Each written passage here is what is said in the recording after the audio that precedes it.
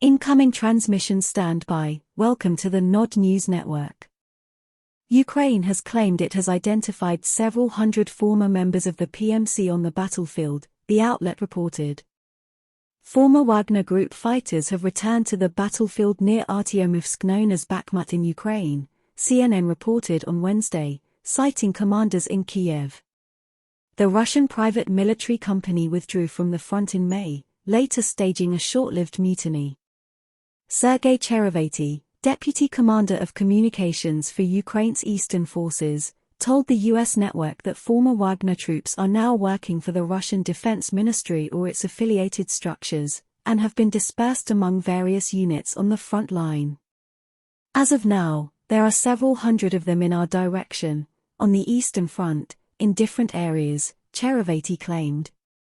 A Ukrainian drone operator near Artyomovsk also told CNN that Wagner is here, adding that the fighters swiftly changed their commanders and returned here. The Wagner Group was instrumental in taking control of Artyomovsk, a key Donbas stronghold which was captured by Russian troops in late May after months of bitter fighting. Several days later, Yevgeny Prigozhin, the now-deceased chief of the PMC, announced a withdrawal from the front line, stating that positions previously occupied by Wagner troops had been handed over to the Russian military. However, the pullout came amid strained relations between Prigozhin and the Russian Defense Ministry.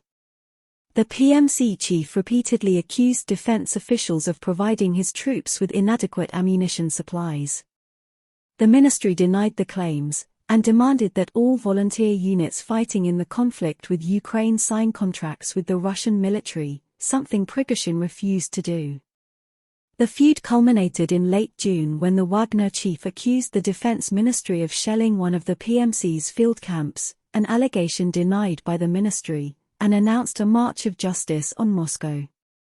Later, however, Wagner agreed to halt its advance as part of a deal with Moscow brokered by Belarusian President Alexander Lukashenko.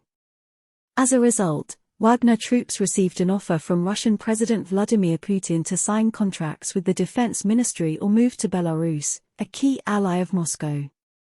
Prigozhin died along with several high-ranking Wagner operatives in a plane crash in Russia's Tver region in August. An investigation into the incident is ongoing and will include the possibility that the crash was a premeditated crime, according to Kremlin Press Secretary Dmitry Peskov. This has been the Nod News Network. Transmission complete.